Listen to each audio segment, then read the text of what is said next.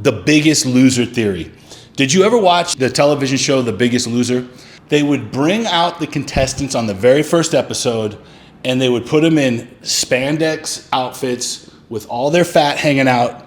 And really, they were making them look the worst that they could possibly look. And they would put them on a scale on national television in front of all their friends and family, millions of people. They would spend a whole episode beating them up about how bad they had been, about how unhealthy they were, about what diseases they had because of their overeating.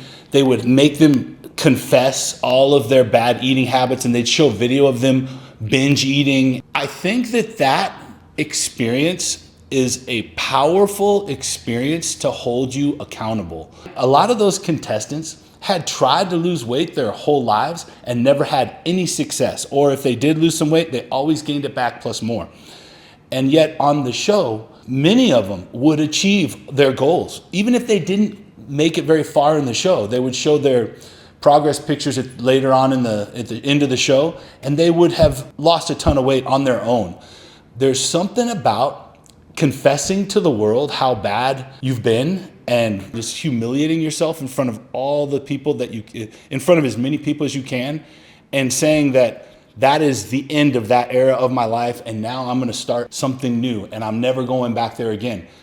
Because once you claim that to the world, if you go back to that again, you have to admit to the world that no matter how hard you tried, you still went back to your old ways.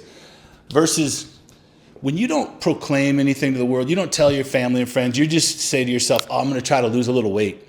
There is no accountability. There's no Biggest Loser factor to hold you accountable. If you don't do it, then you might feel a little guilty, but you don't have to go on national television and confess to everyone that you just failed and that you've gained more weight. The host is gonna ask you, well, what happened? Where did you go wrong? And you're just gonna be like, I just was too lazy. I just quit.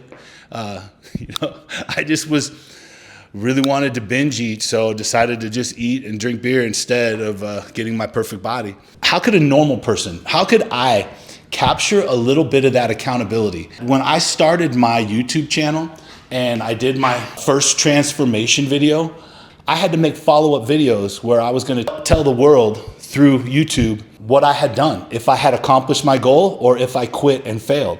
There were many times that I wanted to go off my diet or skip my workouts, and in the back of my mind, I would be thinking about making that progress video and having to show where I slipped off my diet and didn't get back on, or having to show I didn't make any gains the last 3 months because of this or this.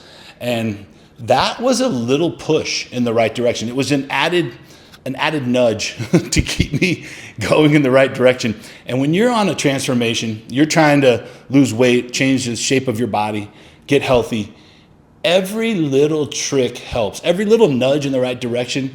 You need to use every trick in the book to your advantage because everything's working against you. And so if that helps you, even if it's just telling your family, like my YouTube channel, it didn't have any followers at that time. So I was making these videos for no one really, just in the hopes that somebody might see them. Just proclaiming that where people could see it flips a switch in your mind, and it makes you kind of operate on another level of accountability. So that is what I call the Biggest Loser factor. Let me know in the comments if you think there's anything to that, or if you've ever done anything like that and if it made a difference for you.